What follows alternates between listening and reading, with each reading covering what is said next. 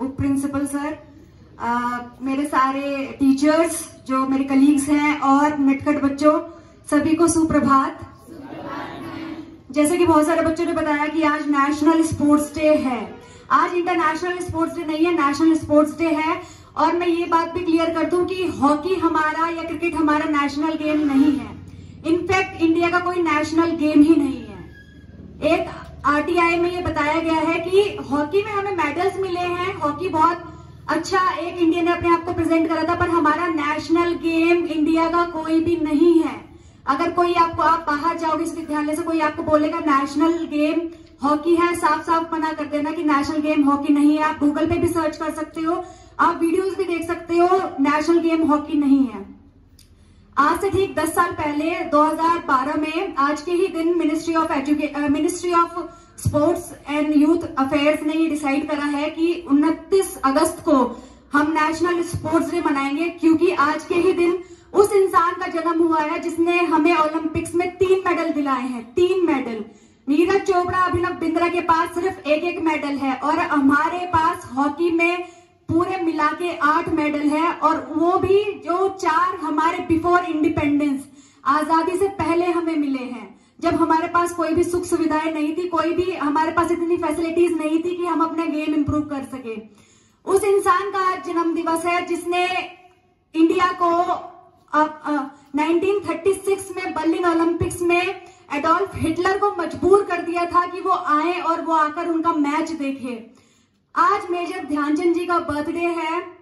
हम बहुत कम शब्दों, मतलब चाहे हम कितने शब्द लेकर आ जाए, पर जो सैक्रिफाइस, जो डेडिकेशन, जो उन्होंने स्पोर्ट्स फील्ड को दिया है, वो मेरे हिसाब से कोई भी इंसान नहीं कर सकता। क्योंकि इतनी फैसिलिटीज ना होने के बावजूद भी, आर्मी में होने के बावजूद भी उन्होंने इंडिया के लिए 3-3 गोल्ड लेकर आए। मैं बात कर रही हूँ 1928 की, जब पहली बार इंडियन हॉकी टीम ओलंपिक्स में गई थी, तो उसको सी ऑफ करने के लिए सिर्फ 3 लोग थे एयरपोर्ट पे कि ठीक है टाटा बाय बाय, उसको बाय बाय करती है। फिर उसके बाद वहां पर जब इंडियन हॉकी टीम गई, वहां पर खेला, 1928 में एक भी गोल कोई भी कंट्री इंडिया के खिलाफ नहीं कर पाई थी, और इंडिया ने 1928 का ओलंपिक्स जीत लिया था। इसीलिए 1928 के ओलंपिक्स को हम गोल्डन ओलंपिक्स बोलते हैं, क्योंकि उसमें सबसे पहला गोल्ड इंडिया को मिला था। उसके बाद ओलंपिक्स 4 साल के बाद होता है, कॉमनवेल्थ 4 साल के बाद होता है, एशियन गेम्स 4 साल के बाद होता है। 1932 में दोबारा से इंडिया ने हॉकी में गोल्ड जीता। 1936 में जैसे बच्चे ने बताया कि एडोल्फ हिटलर आए हुए थे, क्योंकि सब लोगों को बहुत ये था कि जो मेजर ध्यानचंद जी हैं, उनकी स्टिक पे अगर कोई बॉल आ गई तो वो फिर कहीं और जा ही नहीं सकती है।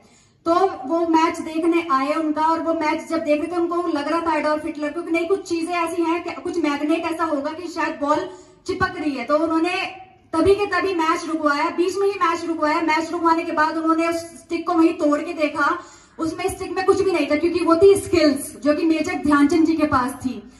उसके बाद उन्हें दूसरी स्टिक दी गई और उसमें 24-1 से इंडिया ने बर्लिन को हराया था, एडोल्फ हिटलर के सामने हराया था।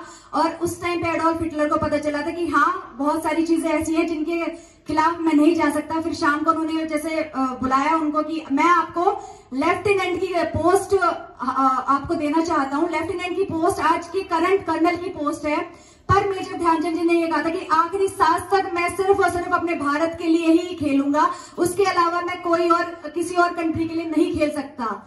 उसके बाद 1932 के और 1944 के ओलंपिक्स रद्द कर दिए गए, क्योंकि वर्ल्ड वॉर सेकंड चल रहा था। हमें आजादी 1947 में मिली और 1948 ओलंपिक्स थे इंग्लैंड में। इंग्लैंड वो देश था जिसने हम पे काफी सालों तक राज करा था। उसके बाद जब हम उस कंट्री में गए, वहां पर हमारा फाइनल्स था इंग्लैंड वर्सेस इंडिया, और पहली बार इंडिया का जो तिरंगा था वो इंग्लैंड की जमीन पे लहराया था आफ्टर इंडिपेंडेंस। तो जो वो खुशी है, जो वो एक फीलिंग है, वो शायद आप लोग इमेजिन कर रहे हैं कि कितनी बड़ी एक अचीवमेंट हमने हासिल करा था।